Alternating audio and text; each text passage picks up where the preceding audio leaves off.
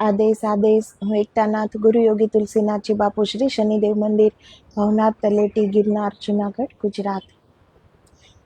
આગળના વિડીયોમાં આપણે વાત કરી હતી થાકને થકવી નાખો.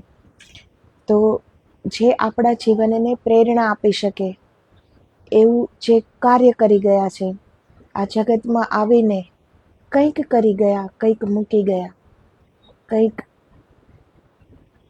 બીજાના હિત માટે પોતાનું પૂરું જીવન એણે આપી દીધું. પોતાનો ધ્યેય પૂરો કરીને એક જગહિતાર્થે, જનહિતાર્થે કામ આવી ગયા. જગતમાં આવ્યા છે તો કંઈક સિદ્ધ કરી ગયા,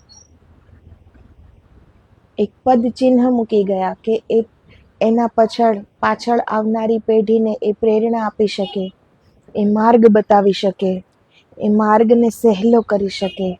કેમ કે પદ ચિહ્ન છે, હવે એના ઉપર ચાલવાનું છે. તો એવી જ રીતે એક પ્રેરણા આપતો પ્રસંગ જે જીવનનો ચંદરવો, એના વિશે આજે વાત કરીશું. ગિરનારની તળેટીમાં આવેલા નાનકડા આશ્રમમાં જઈ આવવાની એક મિત્રે ભલામણ કરી. ત્યારે જતા અગાઉ ખબર નહોતી ત્યાં આટલી બધી મજા આવશે. એવું તો શાંત અને સુરમ્ય વાતાવરણ કે 10 દિવસ ક્યાં ગયા એની ખબર જ ના પડી. એક સંધ્યાએ એમ જ આશ્રમમાં આટા મારતો હતો ત્યાં એક ખૂણામાં તુમડીઓનો ઢગલો પડેલો જોયો. ઘાટ ઘૂંટ વગરની નાની મોટી કેટલીય તુમડીઓ પડી હતી. એટલામાં મેં આશ્ચર્ય સાથે જોયું કે એક તુમડી એટલી સરસ ઘાટેલી હતી કે બે ઘડી તો એમ જ લાગ્યું કે આ ઘોડા ઉતાર ઘાટથી શોભીતી બનેલી તુમડી કોઈ ખાસ પ્રકારના વેલા ઉપર તૈયાર થઈ હશે.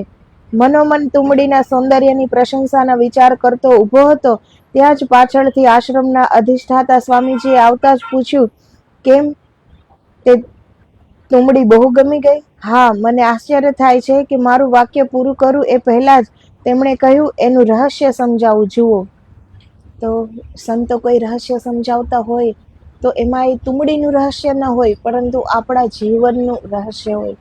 તો હવે એ સંત શું સમજાવે છે કે પેલા ખૂણામાં જે તુમડીનો વેલો, નાની મોટી ઘણી તુમડીઓ વળગી છે ને, હવે આ ઘાટીલા ગુજા જેવી નાની માટલી જુઓ, એની અંદર નાની તુમડી છે. આ માટલીના મોંને વેલા સાથે બાંધી દેવામાં આવ્યું. એની અંદરની તુમડી ધીરે ધીરે મોટી થશે, પછી ચપોચપ આવી જશે. એને આ માટલીનો ઘાટ મળી જશે. પછી ટીંડું તોડી નાખવાનું, અંદરથી તુમડી સુકાઈ જાય એટલે ઉપરની માટલી ફોડી નાખવાની. પછી તુમડી કોરીને એમાંથી ઊભું કમંડળ બનાવી લેવાનું.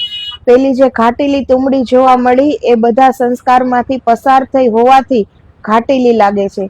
જ્યારે બાકીના તુમડા આડેધડે જ વિકસતા ગયા એટલે એ બરાબર લાગતા નથી. તો જીવનમાં જેમ આપણે આડેધડ જીવીએ જઈએ છીએ, ઘાટ ઘડનાર કોઈ સદગુરુ પાસે નથી, તો આડેધડ ઉગે જાય છે. જ્યારે એ ઘાટેલી તુમડી એટલા માટે બની છે કેમ કે એ બધી પ્રોસેસમાંથી પસાર થઈ છે. કે જે વેલા ઉપર તુમડી છે એને પેલા નાની માટલીમાં એના મુખમાં મૂકવામાં આવે છે અને એ ચપોચપ બેસી જાય છે એ માટલીમાં એ તુમડી. અને જ્યારે અંદરને અંદર એ સુકાઈ જાય છે ત્યારે ઉપરની માટલી ફોડી નાખવામાં આવે છે. તો અંદર તો એ ઘાટેલી થઈ જ ગઈ છે. તો સંત જે પણ કંઈ સમજાવતા હોય છે તો એ માત્ર કોઈ વસ્તુ ઉપર નથી સમજાવતા, પરંતુ આપણા જીવન ઉપર સમજાવે છે. આગળ શું થાય છે એ સંત કહે છે, હાસ તો આડેધડે ફેલાવાને બદલે એને માટલીના બંધનને પસંદ કર્યું, એટલે આવો સરસ સંઘેડા ઉતાર ઘાટ એને મળે જ ને. મારાથી સહેજ બોલાઈ ગયું. સ્વામીજી હસીને ઉમેર્યું, માનવ તુમડાની વાત પણ આવી જ છે. જીવનને આડેધડે ફેંકનારા માણસોના જીવન પણ એવા આડેધડ જ ફેલાય છે. વાત વિચારવા જેવી ખરી. બહુ ખોટું ન લાગે તો માનવીને તુમડા સાથે સરખાવવામાં જાજો વાંધો નથી. બલકે ઊંડાણથી વિચારીએ તો માણસ કરતા તો તુમડા પણ ચડી જાય. એ અન્યનું ભોજન બને છે, અન્યને પાણી પાય છે ને જીવનની છેલ્લી પળોમાં પણ વિશેષ ધાર્મિક વિધિઓમાં એમના અવશેષ કામમાં આવી જાય છે. તો જ્યારે લીલી હોય છે, ખાઈ પણ શકે છે, એનાથી એને પી પણ શકાય છે, પાણી પણ એમાં આપણે પી શકીએ છીએ. અને જ્યારે એ સુકાઈ જાય છે ત્યારે જે કમંડળ બનાવવામાં આવે છે તો એ કે સારા કાર્યમાં વપરાય છે. સાધુ સંતોના હાથમાં હોય છે કમંડળ, ધૂણા ઉપર હોય છે કમંડળ, મંદિરોમાં હોય છે કમંડળ. તો માણસ કરતા તો એ તુમડું પણ છેક સુધી જ્યારે છોડવા પર ઉગે છે ત્યારથી તો એ સુકાઈ જાય ત્યાં સુધી એ હરેકને કામમાં આવે છે.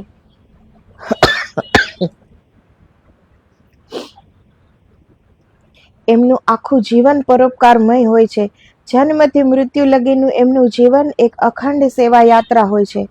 તો એ જડ ગણાતા તુમડાને જો યોગ્ય ઘાટ મેળવવા માટે માટલીના બંધન જરૂરી હોય તો માણસના સર્વાંગી જીવન વિકાસ માટે તો એના સંસ્કાર ઘડતર અનિવાર્ય જ ગણવા રહે. તો માનવનું પણ એક સરખું સંસ્કાર ભર્યું જો ઘડતર કરવું હોય તો એને પણ એક ઘાટ ઘડાવવા માટે એક સદગુરુની જરૂર પડે છે. એ પછી માતા પિતાના આપણા વડીલ હોય કે સદગુરુ હોય. પરંતુ આજના બાળકોને એવું લાગે છે ને કે સ્વતંત્રતા, તો સ્વતંત્રતા કોને કહેવાય? પહેલે તો એ સૌની અલગ સોચ હોય છે કે સ્વતંત્રતા કોને કહેવાય. સ્વતંત્રતાનો મતલબ એ નથી કે આડેધડ કંઈ પણ કરી નાખવું, કે મારા ઉપર કોઈ બંધન નથી, મને કોઈ કાંઈ કહેવાનું નથી એટલે ગમે તેવા કુકર્મ કરી નાખવા. શું એને સ્વતંત્રતા કહેવાય? તો એ સ્વતંત્રતા શું કામની? તો પરોપકારમય તુમડું પૂરું જીવન એનું પરોપકારમય છે, પરંતુ એને પણ માટલાની બંધનની જરૂર પડે છે. જો એને ઘાટમાં આવવું હોય, જો એનું કંઈ બનાવવું હોય, જો એને કોઈ મંદિરમાં આશ્રમમાં ઉપયોગમાં લેવું હોય, જો એનું કમંડળ બનાવવું હોય તો એને પણ બંધન લાગે છે માટલીનું. પણ આજકાલ પરિસ્થિતિ સાવ જુદી જ છે. જૂના વડીલો જેને ઉપાલંબમાં એક ઇન્દ્રિયનું જ્ઞાન કહે છે એવી સ્થિતિ પેદા થઈ છે. જીવનમાં બીજા પાસા પણ છે એ વાત જ ભૂલી જઈને માણસે ભૌતિકતાની પાછળ દોટ મૂકી છે. બીજા કશાય કરતા એને ભૌતિક સિદ્ધિઓમાં વધારે રસ છે. જીવન એટલે આ શરીરનો રથ એવી સીમિત વ્યાખ્યાથી એ આગળ જઈ શકતો નથી. જીવનના અર્થો વિશેનું એનું શબ્દ ભંડોળ સાવ જ સંકુચિત બની ગયું છે. તો અત્યારની જે જનરેશન છે એને જીવન શું છે એને બિલકુલ ખબર નથી. બહાર એક બધું જ જ્ઞાન છે, જે બુકમાં લખેલું છે. બહાર એક ભૌતિક બધું જ જ્ઞાન છે કે ભૌતિક સુખ કેવી રીતે મેળવવું, પરંતુ જીવન શું છે એ પ્રશ્ન કોઈના મનમાં ઉઠતો નથી. અને કોઈ જાણી પણ શકતું નથી કે જીવન શું છે. જીવનના અર્થો વિશેનું એનું શબ્દ ભંડોળ સાવ સંકુચિત બની ગયું છે. રથની માવજતમાં એ બરાબર લાગેલો રહે છે, પણ રથમાં બેસનારના અસ્તિત્વ વિશેનું ભાન પણ એને નથી. પછી એની માવજતનો સવાલ તો એના મનમાં ઊભો જ ક્યાંથી થાય? તો જીવન એટલે એ પોતાને સમજે છે કે આ મારું શરીર, મારું મન કેમ સુખી થાય, મારા મનને કેમ ખુશી થાય, એ વિશે એ પૂરી માવજત કરે છે કે પોતાનું મન ખુશ રહે, પોતે સુખી રહે, પોતાને ખુશી મળે. પરંતુ એનાથી ખાલી મનને જાણવાથી, ખાલી મનનું કહ્યા કરવાથી પૂરા અસ્તિત્વનું તો જાણ થતી નથી ને. પરંતુ પૂરા અસ્તિત્વનો ખ્યાલ કોઈ હોય છે જેને જીવન વિશે વિચાર્યું હોય કે જીવન એટલે શું. 1-2 વર્ષમાં જે તૂટીને લીરા થઈ જવાનું છે, ભૂલાઈ જવાનું છે, એવું કાપડ ખરીદતી વખતે પણ માણસ બરાબર ચકાસી લે છે કે એનું પોત બરાબર છે, એનો રંગ તો પાકો છે ને, એની પેશમાઈ બરાબર છે, એની ડિઝાઇન મનોહર છે, એની સિલાઈ વખતે પણ એટલી જ કાળજી લેવાનો. ને તોય હું આશ્ચર્ય સાથે જોઉં છું કે એ જ માણસ જીવનના ચંદરવા વિશે ભાગ્યે જ કશો વિચાર કરે છે. એને ભાન જ નથી કે આ ચંદરવાનું વસ્ત્ર જોઈએ એટલું ઘટ નથી, એના રંગ કાચા છે, એનું પોત ફીકું છે, એના ઉપરની પળે પળ આલેખાઈ રહેલી ડિઝાઇનો અશોભનીય છે. મૂર્ખ માણસ એમ સમજી બેસે છે કે જીવનના ચંદરવાનો એક ખૂણો બરાબર શણગારી દીધો એટલે ગંગા નાહ્યા. તો જીવનનો જે ચંદરવો છે આપણે સામાન્ય કાપડ લેવા જઈએ છીએ તો પણ એ ઘટ છે ને, એનો રંગ ફીકો તો નથી, રંગ તો નહીં ચાલ્યો જાય ને, બધું આપણે ધ્યાન રાખીએ છીએ ને કે તરત ફાટી તો નહીં જાય ને. પરંતુ જીવનનો ચંદરવો, એના વિશે આપણું ધ્યાન નથી હોતું. જીવનના ચંદરવાનો કોઈ એક ખૂણો આપણે રંગી લીધો તો આપણને થાય છે કે જીવન, બસ આને જ જીવન કહેવાય છે. ગંગા નાહ્યા, મેં તો આ શણગારીને જ રાખ્યું છે. તો માત્ર ને માત્ર આ શરીરને શણગારવાથી કે માત્ર ને માત્ર એક ભૌતિક સુખો કે આપણી પાસે એક સંપત્તિ છે તો બધું જ આવી ગયું, બધું જ મેં મેળવી લીધું, એવું નથી. એ માત્ર એક ખૂણો છે. ઓ ભાઈ, એમ એક ખૂણો શણગારી સાચવી બેસી રહીએ નહીં પાલવે, બીજા 3 ખૂણા છે એ જોવા પડશે. માત્ર ખૂણા જ શા માટે? જીવનના સમગ્ર ચંદરવાની નોંધ લેવી પડશે. એના સુશોભન માટે મથવું પડશે. હાથ પગ દોરડીને પેટ ગાગરડી જેવો લાગ નહીં ચાલે. જીવનના ચંદરવાના એક છેડાને વેલબુટ્ટીથી શણગારી દઈએ અને બીજો ભાગ સ્પર્શ્યા વગરનો જ રહી જાય, એ કેમ ચાલે? ખરેખર તો જીવનનો ચંદરવો ઝીણામાં ઝીણી માવજત માગી લે છે. કોઈ બહેન પોતાના વાલ સોયા વીરા માટે રૂમાલના 4 છેડાઓની ઓટતી હોય છે, એ જોયું છે ખરું? એના સાવ સાદા લાગતા ભરતના એક એક ટાંકાના એના હૈયાના ભાવથી ગૂંથણી થયેલી હોય છે. એક નાનકડા ફૂલનું ભરતકામ કરતી વેળા એક એક ટાંકામાં એ પોતાનું હૃદય ઠાલવી દેતી હોય છે. તો સમગ્ર જીવનનો ગંજાવર ચંદરવો તૈયાર કરનારે તો બાકી જ શું રાખવાનું હોય? એક બહેન એના ભાઈ માટે જો એક રૂમાલમાં એક ફૂલ બનાવતી હોય ભરત ગૂંથીને, તો એ ફૂલ બનાવતી વખતે પણ એક એક ટાંકામાં એનું હૃદય ઠાલવી દે છે કે આ હું મારા ભાઈ માટે બનાવું છું, કોઈ ભૂલ ન થઈ જાય. તો પછી જીવનનો આ ચંદરવો, એમાં આપણે કેમ એટલું હૃદય નથી ઠાલવી દેતા? આ તો સમગ્ર જીવનનો ચંદરવો છે કે આમાં ક્યાંક ભૂલ ન થઈ જાય, આમાં આપણે હૃદય નથી ઠાલવી શકતા. કહે છે કે બનારસના બજારમાં સપ્તાહમાં એક વખત વણકરો પોતે પોતાના વણેલા કાપડ લઈને બેસતા, ત્યારે કબીરજી પણ પોતે વણેલું કાપડ લઈને એ વણકરોની હરોળમાં બેસતા. બીજા વણકરો જ્યારે ગરાગો સાથે ભાવતાલની રકઝકમાં ડૂબેલા રહેતા, ત્યારે કબીરજી પોતાનો તાકો વેચીને ચાલતા થતા. કારણ કે એમનું કામ અદ્દલ માપમાં ફેર નહીં, સૂતર મજબૂત અને વણાટ અફલાતુન. પણ મારો ખ્યાલ એવો છે કે કબીરજીનું કાપડ સૌથી વહેલું વેચાઈ જતું એનું મોટામાં મોટું કારણ સાવ જુદું જ હતું. કબીરજીના હૈયામાં રામની રટણા સતત ચાલુ જ રહેતી. એ જ્યારે કાપડ વણવા બેસતા હશે ત્યારે વાણાના પ્રત્યેક નવા તારના વણાટ સાથે એ કાપડમાં રામનું નામ પણ વણાતું જતું હશે. જેના તાણા વાણાની પ્રત્યેક ચોકડીમાં રામનું નામ ગૂંથાઈ ગયેલું હોય ને તે પણ કબીરજીની પવિત્ર જીભથી, એવું કાપડ પહેલી ઘડીએ જ ન ખરીદાય તેવું બને જ કેમ? તો જેનું જીવન ઈશ્વરના સ્મરણમય હોય, ઈશ્વરમય હોય, આપણે ગમે તે કામ કરીએ. કબીરજી પણ ગૃહસ્થી હતા. આપણે કેટલું જોયું છે, કેટલા સંતો ગૃહસ્થી હોય છે, ફરજ બજાવવાની હોય છે, છતાં પણ એ કરી ગયા. એ કાપડ ગૂંથતા તો એના એક એક તાર માં એને રામ નામ એનું સતત શરૂ હતું, નિરંતર. કબીરજીના મુખથી રામ નામ સતત શરૂ રહેતું. તો એના વણાટમાં એક એક તારમાં એ રામ નામ ગૂંથાયેલું છે. તો એ કાપડ તો વેચાઈ જાય ને. એ તો એક અલગ જ, એનો પ્રભાવ એક અલગ જ પડી ગયો હોય ને. આપણે ઘરે પણ ગમે તે કામ કરતા હોઈએ અને જો ઈશ્વરનું સ્મરણ શરૂ હોય, કે ઘરની સ્ત્રીઓ રસોઈ બનાવે છે, એ રસોઈ બનાવવામાં અગર ઈશ્વરનું સ્મરણ શરૂ હોય તો એ રસોઈ જે પણ એને ભોજન કરે છે એની અંદર એ ગુણ આવવાના. અન્નથી જ આપણું મન હોય છે ને. કહેવત છે ને, જેવું અન્ન એવું મન.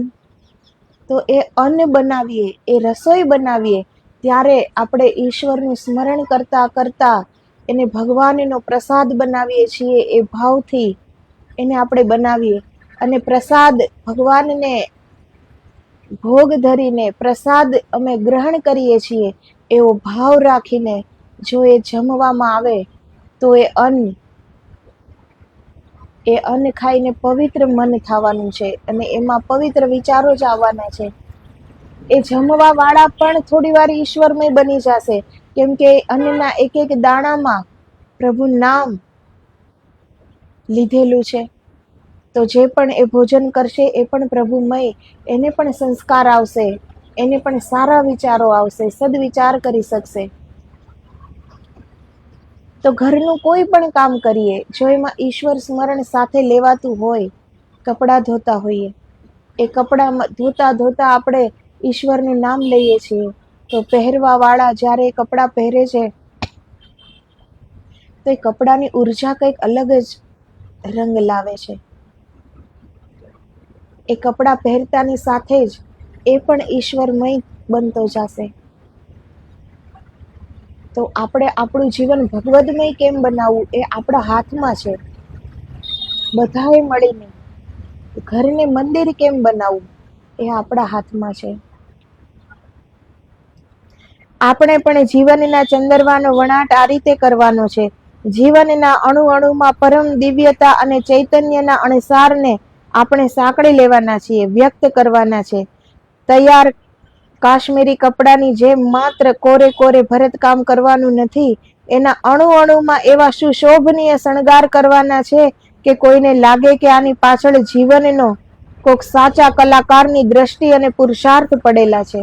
તો આપણું જીવન જ જોઈને જ લોકોને જ્યારે જાણ થાય કે આને સંસ્કાર આપવા વાળા કેવા હશે, જે માતા પિતા ની તે આપણે જન્મ લીધો છે, તો એનું પણ ઋણ છે આપણા ઉપર. આપણી સાથે આપણા માતા પિતા પણ અંકાય છે. આપણું જેવું વર્તન હશે, વલણ હશે, આપણા જેવા સંસ્કાર હશે, જ્યારે એ બીજા જોવે છે ત્યારે ખાલી આપણા જ એ વખાણ નથી થતા, પરંતુ આપણા માતા પિતાનો પણ આદર, સત્કાર, સન્માન થાય છે કે આના સંસ્કાર આપવા વાળા કેવા હશે. તો સંતાન છે એ માતા પિતાનું ઋણ ક્યારેય ન ઉતારી શકે, પરંતુ એના નામને દીપાવી તો શકે ને, એટલું તો એક સંતાન કરી શકે. માતા પિતા એ તો એક સંતાન માટે પોતાનું પૂરું જીવન આપી દે છે. બદલામાં કોઈ લેવાની આશા નથી હોતી, પરંતુ સંતાનની પણ તો કોઈ ફરજ છે, કોઈ કર્તવ્ય છે, કોઈ ધર્મ છે. તો એક તૈયાર કાપડ છે, એના ઉપર કોરે કોરું ભરત કામ કરી લીધું અને આપણને લાગે કે હવે એકદમ સુશોભિત છે આ કાપડ, તો એ કઈ કામનું નથી. એના તારે તારમાં જો ઈશ્વર સ્મરણ ગૂંથાયેલું હોય, એના તારે તારમાં આપણા જે ગુણ છે, દયા છે, ક્ષમા છે, વિવેક છે, નમ્રતા છે, પ્રેમ છે, એમાં એ તારે તારમાં જો એ ગૂંથાયેલું હોય તો એ સંસ્કારને જોઈને સામેવાળા માણસ પણ એ પણ ગદગદ થઈ જાય છે. એને પણ એ વિચારતા થઈ જાય છે એ પણ કે આ સંસ્કાર દેવાવાળા કેવા હશે.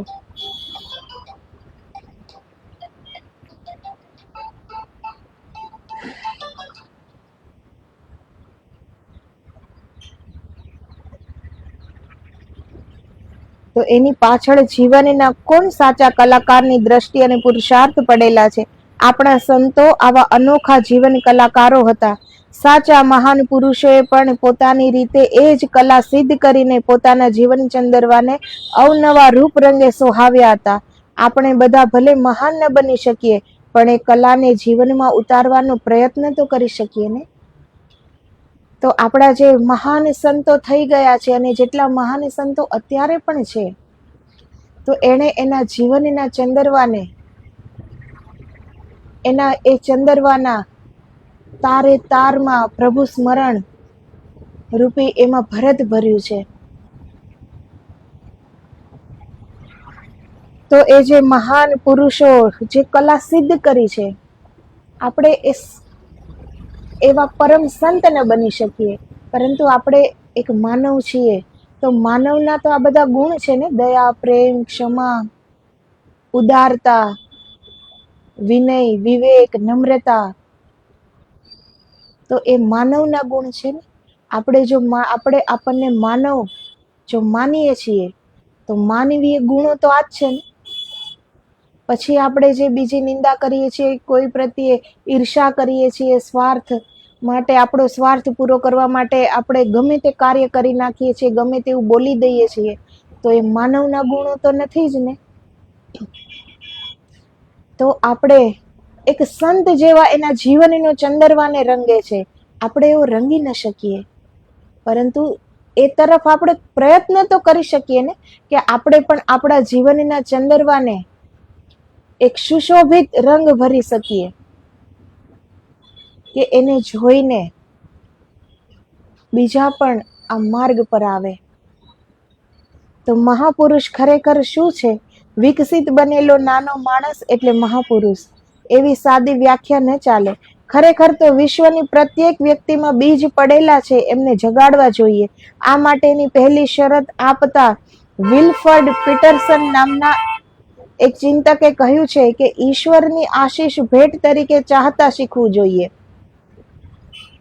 ઉપયોગ માટે તત્પરતા દાખવીને કાર્ય લીન થઈએ તો જ પેલી ઈશ્વરીય આશીષ ભેટનો સ્વીકાર કર્યો કહેવાય. તો ઈશ્વરે આપણને જે ભેટ આપી છે, દરેક ઇન્દ્રિયો આપી છે, હાથ પગ આપ્યા છે, બુદ્ધિ આપી છે, બધું જ આપ્યું છે, પરંતુ આપણને એની કદર હોવી જોઈએ, અને એનો ઉપયોગ ક્યાં કરવો, એનો વિકાસ કેવી રીતે કરવો, જો એ જ આપણને ખબર ન હોય, તો અંદર બધું જ પડ્યું છે, છતાં આપણા કામનું તો કંઈ નથી ને. આપણે તો એનું એ જ કરીએ છીએ જેવી રીતે જન્મોથી કરતા આવ્યા છીએ, એનું એ જ આજે પણ કરીએ છીએ. તો જે અંદર પૂંજી ઈશ્વરે આપી છે, એની આપણે કદર જ નથી કરતા. અગર કદર કરી હોત, જેવી રીતે કોઈ નવું કપડું, આપણે કોઈ નવો પોશાક ખરીદીએ છીએ, ગમતો પોશાક, તો એને આપણે પહેરીને ખુશ થઈએ છીએ, એને આપણે પહેરીએ છીએ, કદર કરીએ છીએ, એને આપણે જેમ તેમ ડૂચો વાળીને કોઈ ખૂણામાં ફેંકી નથી દેતા. તો આપણે કપડાની પણ જો એટલી કદર કરી શકતા હોઈએ, તો જે ઈશ્વરે આપણને આ જીવન આપ્યું છે, અને આ જીવનમાં એણે કેટલી પૂંજી આપી છે, કેટલી એને ભેટ આપી છે, કેટલા એના આશીષ છે, કેટલી એની કૃપા અવિરત વરસી રહી છે, એની આપણે કદર કેમ નથી કરી શકતા? તો જેને ઈશ્વર કબૂલ છે ને, એને ઈશ્વરનું આપેલું બધું જ કબૂલ હોવું જોઈએ. સસ્નેહ, કે ઈશ્વર હવે તમે જેમ રાખો એમ, એમાં પછી આપણી ઈચ્છા ન હોય કે હું આ ઈચ્છું છું અને તમે મને આપો. ઈશ્વર પાસે માંગવું એ ઉચિત નથી. ઈશ્વરને બધી ખબર છે કે આપણને શું જોઈએ છે, શું નથી જોઈતું, તો સાથે ઈશ્વરને એ પણ ખબર છે કે આપણા હિતમાં શું છે. આપણે તો કંઈ જાણતા નથી, આપણને ખબર નથી કે કાલે શું થવાનું છે, પણ ઈશ્વરને ખબર છે કે કાલે શું થવાનું છે. તો જે એનો ફેસલો છે, જે એ આપે છે, એ હંમેશા આપણા હિતમાં હોય છે. પરંતુ આપણે આપણા મનના કહ્યા ઉપર જીવીએ છીએ કે હું જે માંગુ એ તું આપે તો જ હું ખુશ થઉં. પરંતુ જેને સાચે જ ઈશ્વર પ્રતિ પ્રેમ છે, તો એના શબ્દ અને એનો ભાવ એ હોવા જોઈએ કે હે ઈશ્વર, તું જે આપે એમાં હું રાજી છું. હું જે માંગુ એ તું આપ, એમ નહીં કે હે ઈશ્વર, તું જે આપે એમાં હું રાજી છું. તો એને કહેવાય છે ભગવાન પ્રત્યેનો પ્રેમ. ભગવાન કંઈ માંગવા માટે નથી બે કે એના પાસે બસ માંગ્યા કરો, માંગ્યા કરો, માંગ્યા કરો. ભગવાને પહેલેથી જે આપ્યું છે એની તો હજી આપણે કોઈ કદર કરી નથી. ભગવાને બુદ્ધિ આપી, આપણે શું એનો વિકાસ કર્યો? જેવી આપી છે એવી ને એવી પડી છે. બીજાનું કંઈક અહિત કરવું હોય તો આપણે એ બુદ્ધિ વાપરીએ છીએ, પરંતુ કંઈ સદુપયોગ કરવામાં આપણે એ બુદ્ધિનો ઉપયોગ કરીએ છીએ? ભગવાને હૃદય આપ્યું છે, કેટલું સંકુચિત હૃદય છે, જેમાં ખાલી આપણું સુખ અને બહુ તો આપણા કુટુંબનું સુખ એટલું જ અંદર રહે છે. ભગવાને આપ્યું છે આ હૃદય, સમગ્ર વિશ્વને પ્રેમ કરી શકીએ છીએ એટલું વિશાળ હૃદય બનાવવા માટે આ હૃદય, પરંતુ આપણે એ હૃદયને વિકસિત કરી શક્યા નહીં. આપણે બુદ્ધિને વિકસિત કરી શક્યા નહીં. આપણું મન, આપણી સોચ કેટલી નાની છે, શું આપણે આપણી સોચને વિકસિત કરી શક્યા નહીં? તો ઈશ્વરે જે પૂંજી આપણને આપી છે એનો આપણે કોઈ વિકાસ કર્યો, એની કદર કરી? તો પછી આપણે બીજું પણ માંગ્યા જ કરીએ છીએ. આપણા કર્મ પ્રમાણે આપણી સામે બધું જ છે. એ આપણા કર્મમાં આપણે જ લખીએ છીએ અને એ જ આપણી સામે છે જીવનમાં. એમાં ઈશ્વર શું કરે? છતાં પણ એ દયાળુ છે, એ કૃપાળુ છે, છતાં એ કૃપા કરે છે અને જે આપણા હિતમાં હોય છે એ કરે છે. પરંતુ આપણે કાલનું જાણતા નથી અને છતાંય આપણે આપણા મનનું જ કરીએ છીએ કે મને હજી આ જોઈએ છે, તો જ હું સુખી થઈશ, તો જ હું ખુશ થઈશ. કેમ કે કાલની ખબર નથી, પરંતુ ઈશ્વરને કાલની પણ ખબર છે, આપણા હર જન્મની ખબર છે, આપણા કર્મની ખબર છે. તો પછી જીવન ઈશ્વરને સમર્પિત કરીને કેમ ને ચાલીએ કે જે તું આપે અને જે આપ્યું છે એની કદર કરીએ, એનો વિકાસ કરીએ, એને વિકસિત કરીએ. બુદ્ધિને ઉપયોગ કરીને, સદઉપયોગ કરીને સદકાર્ય કરીએ. હૃદયને વિશાળ બનાવીને પૂરી સૃષ્ટિ એમાં સમાહિત થઈ જાય એવું હૃદય વિશાળ બનાવીએ.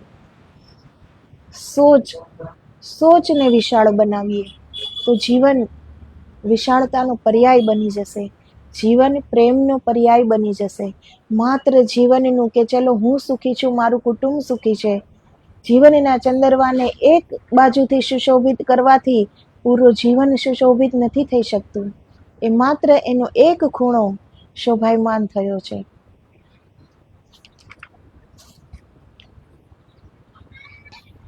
જીવનના કેટલા ચંદરવા આપણી આસપાસ ફરફરતા જોવા મળે છે. એમાંથી શક્ય એટલા જીવનની સેવા કરવાની તત્પરતા રાખવી જોઈએ. તમે શું શું કરી શકો છો એને વિશેના તમારા ઉમદા ખ્યાલો એ અલબત્ત સારી વસ્તુ છે, પણ નક્કર કાર્યના રૂપે તમારી એ ભાવનાઓને ન જોઈ શકો ત્યાં સુધી જગત તમારી એ વાત શી રીતે માનશે? એટલે સેવાભાવી બનો. એટલું જ નહીં, તમારા કરતા કંઈ મોટું હોય એવા કોઈ કાર્યમાં તમારી જાતને ઝુકાવો ને જુઓ કે તમે ખરેખર શું કરી રહ્યા છો. તો જે જીવન આપણું છે, જ્યાં સુધી આપણે પરોપકારમય ન બનીએ, પરોપકાર ક્યાંથી થઈ શકે? જ્યારે આપણી સોચ મોટી હોય, જ્યારે હૃદય વિશાળ હોય, ત્યારે જ આપણે બીજાનું ભલું વિચારી શકીએ, બીજાનું ભલું કરી શકીએ. જ્યારે આપણી અંદર ઈર્ષ્યા ન હોય, સ્વાર્થ ન હોય, દંભ ન હોય, અહંકાર ન હોય, જેને ઝૂકતા આવડતું હોય, જેને સેવા કરતા આવડતું હોય. એટલે જ તો